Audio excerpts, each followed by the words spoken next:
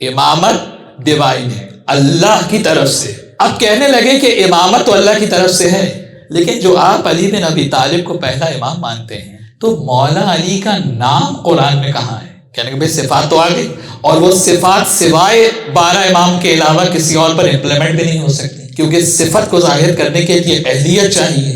ہر کسی میں تو صفت ظاہر نہیں ہو سکتی، جب تک اہلیت نہ ہو اس وقت تک تو صفت ظاہر نہیں ہوگی۔ اب قرآن کہے راسخون فی العلم، تو کس کو راسخون فی العلم کہیں گے؟ جو کہے گا بیٹی سے پوچھ کے بتاؤں گا، یا وہ جو ممبر سے سلونی کا دعویٰ کرنے والا ہے؟ راسخون فی العلم ہے یا نہیں ہے؟ تو اب دو طرح کی آیات، ایک وہ جس میں اہل بیت کی امامت و ولایت کو ثابت کی، آئے ولایت ہے، آئے تطہیر ہے، آئے مباہلہ ہے، آئے مودت ہے، آئے عطیو ہے۔ یہ کون سی آیات ہیں کہ جس میں آپ کے ائمہ کی شان بیان ہو، آپ کے اماموں کی عظمت بیان ہو۔ اور اب ایک مقام ایسا ہے کہ جہاں قرآن حکیم نے علی بن ابی طالب کا نام لے کر شان امیر المومنین کو بیان کیا۔ اب جو پوچھے کہ قرآن میں علی کا نام نہیں ہے تو اس کو قرآن سے جواب۔ سورہ شعراء میں حضرت ابراہیم کی دعا ہے یا نہیں؟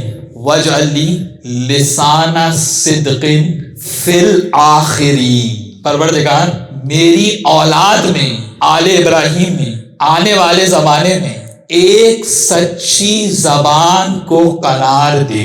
سورہ شعراء میں حضرت ابراہیم کی دعا کیا ہے؟ وَاجْعَلْ لِي لِسَانَ صِدْقٍ فِي الْآخِرِينَ، پروردگار آنے والے زمانے میں آل ابراہیم میں ایک سچی زبان قرار دے۔ نبی کی دعا پوری ہوگی یا نہیں؟ اس کا معنی ہے نبی کو بھی ایک لسان صدق کی ضرورت ہے جو نبوتوں کی تصدیق کرے، صرف ما قبل انبیاء کی نبوتوں کی تصدیق نہ کرے، خاتم النبیین کی نبوت کی بھی تصدیق کرے، آدم سے لے کے عیسیٰ تک تمام انبیاء کی نبوت کا بھی گواہ ہو، اور خاتم النبیین کی رسالت اور خاتمیت کا بھی گواہ ہو۔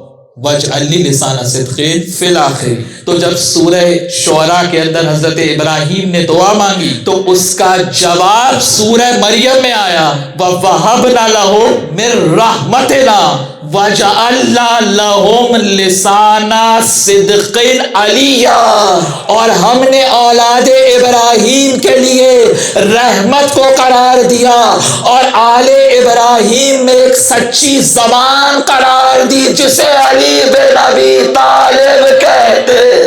قرآن کیا کہہ رہا ہے کہ ہم نے آل ابراہیم کے لیے رحمت کو قرار دیا اور آنے والے زمانے کے لیے ایک سچی زبان قرار دی، اور وہ زبان کیا ہے؟ علی، ذات علی بن ابی طالب ہے۔ تو اب آپ کو جواب ملا کہ قرآن حکیم میں آپ کے امام کی امامت صفات سے بھی بیان ہوئی ہے، نام لے کر بھی بیان۔ اور اگر میں یہاں حوالہ نہ دوں تو کوئی اعتراض کر سکتا ہے کہ یہ آپ نے لسانہ صدق علیہ کو علی بن ابی طالب کیسے کہا؟ تو حوالہ لیتے جائیے۔ یونس ابن عبد الرحمن صحابی ہے امام علی رضا سلام اللہ علیہ کا، جا کے تفسیر قمی میں دیکھیے گا، تفسیر قمی علی بن ابراہیم قمی جن کا سن وفات 300 ہجری، کوئی 1400 ہجری کی کسی کتاب کی بات نہیں کر رہا، 300 ہجری علی بن ابراہیم قمی، ان کی تفسیر قمی میں جا کے دیکھیں۔ ہاشم بہرانی کی تفسیر برہان میں جا کر دیکھیں کہ یہ روایت موجود ہے یا نہیں۔ سرکار صادق سے بھی روایت ہے، سرکار موسی کاظم سے بھی روایت ہے، چوتھے امام سے بھی روایت ہے، پانچویں امام سے بھی روایت ہے، آٹھویں امام سے بھی روایت ہے، نویں امام سے بھی روایت ہے۔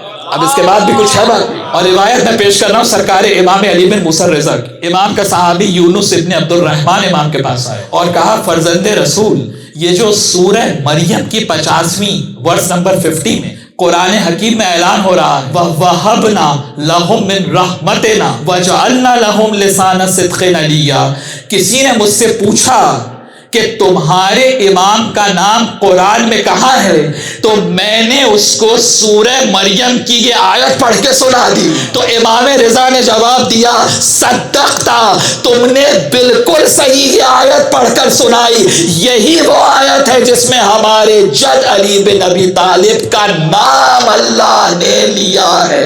تو اب آئے مائے شائع کرنے کی اجازت نہیں دوں گا کسی کو، نص معصوم موجود ہے، امام رضا کی روایت موجود ہے، تفسیر قمی میں موجود ہے، تعویل آیات میں موجود ہے، تفسیر برہان میں موجود ہے، اور دیگر اہل بیت کی آپ جا کے علوم کی کتابوں کو دیکھیے۔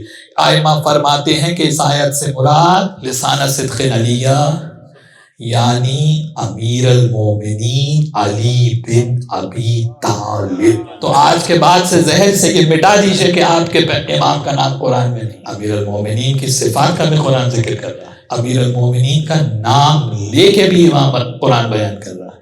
اور صرف شیعہ کتاب نہیں، بھئی اہل سنت بھی تو ہے نا برادران ہمارے، اب وہ فوراً جب سوشل میڈیا پہ کوئی چیز جاتی ہے فوراً ہماری کتاب کا تو نام ہے، تو شیعہ کتاب کی بات کرو۔ ارجع المطالب عبید اللہ امرتسری کی کتاب، عالم اہل سنت، انہوں نے سورہ شعراء کے ذیل میں لکھا کہ جو حضرت ابراہیم کی دعا ہے وَاجْعَلْ لِي لِسَانَ صِدْقٍ فِي الْآخِرِينَ، کہ آخرین زمانے میں ایک سچی زبان قرار دے، اس سے مراد ذات علی بن ابی طالب ہے۔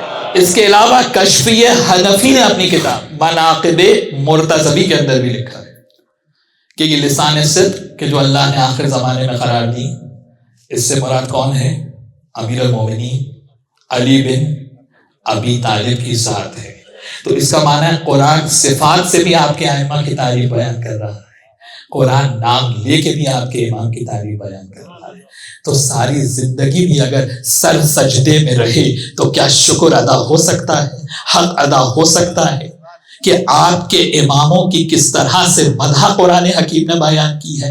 اور اگر علماء اہل سنت کی صرف روایات کو جمع کیا جائے تو 300 سے زیادہ آیات بنتی ہیں کہ جو علی بن ابی طالب کی شان میں نازل ہو۔ تو دیکھیں یہ سب پروپیگنڈا ہے جو سوشل میڈیا پر آپ کو ملتا ہے کہ رسول کے بعد کسی کا تعلق اللہ سے ہو۔ صاحب یہ تو قرآن میں کہیں موجود نہیں ہے۔ کیا وحی نہیں آ رہی ہے امام کے اوپر؟ کیا ملک نازل نہیں ہو رہا ہے امام کے اوپر؟ نبوت کی وحی اور ہے، ملک کا آلہ اور ہے۔ نبوت کی وحی اور ہے، امامت کی وحی اور ہے۔ قرآن حکیم میں 2 طرح کی وحی کا تذکرہ ہے، ایک نبوت کی وحی ہے اور ایک امامت پر وحی، اور یہی وحی کہ جس کا تذکرہ زیارت جامعہ کے اندر آپ زیارت جامعہ کا مطالعہ کریں تو معلوم ہوگا کہ قرآن کی وہ آیات جو امامت کی شان میں نازل ہوئی ہیں، ان آیات کی تفسیر اگر کسی کو دیکھنا ہے تو سرکار امام علی نقی کی تعلیم کردہ زیارت جامعہ کا مطالعہ، زیارت جامعہ تفسیر قرآن آیات امامت و ولایت ہے۔